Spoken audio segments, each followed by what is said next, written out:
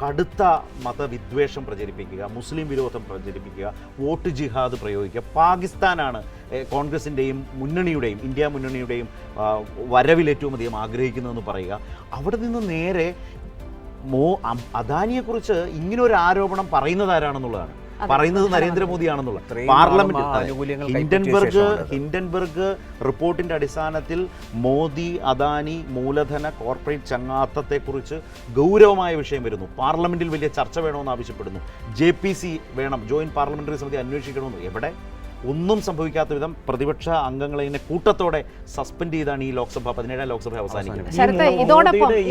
അതിൽ ആ അദാനിയാണ് യഥാർത്ഥത്തിൽ ഇന്ന് കോൺഗ്രസിനോടൊപ്പം അല്ലെങ്കിൽ മുന്നണിക്കൊപ്പം ഇന്ത്യ മുന്നണിക്കൊപ്പം നിർത്തുന്നത്. ശരത്ത്, ഇപ്പോൾ വന്നിരിക്കുന്ന വളരെ പ്രധാനപ്പെട്ട ഒരു വാർത്തയാണ്.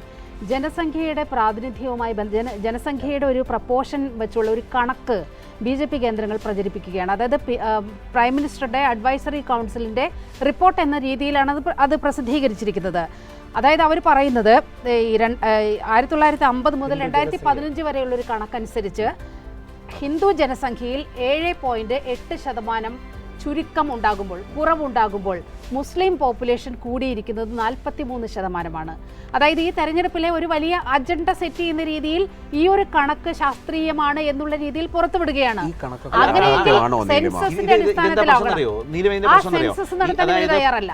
കുട്ടികളെ ഉൽപ്പാദിപ്പിക്കുന്ന നിലയിൽ മുസ്ലിം സമൂഹത്തെ ആക്ഷേപിക്കുന്ന ഒരു പ്രചാരണം നടത്തിയപ്പോൾ ശരിയായ കണക്കുകൾ വെച്ച് ചില മാധ്യമങ്ങളെങ്കിലും കുറച്ചുപേരെങ്കിലും അതിന്റെ കണക്കുകൾ അവതരിപ്പിച്ച് പ്രധാനമന്ത്രിയുടെ വാദം തെറ്റാണ്, കളവാണ് എന്നീ തെരഞ്ഞെടുപ്പ് കാലത്ത് പറയുന്ന സാഹചര്യം ഉണ്ടായി.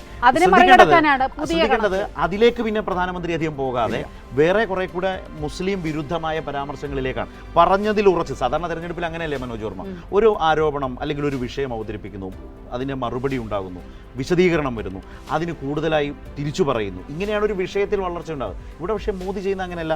ഈ മുസ്ലിം വിരുദ്ധതയിൽ ഓരോന്ന് പറഞ്ഞിട്ട് കുറ്റിനാട്ടി പോവുകയാണ്.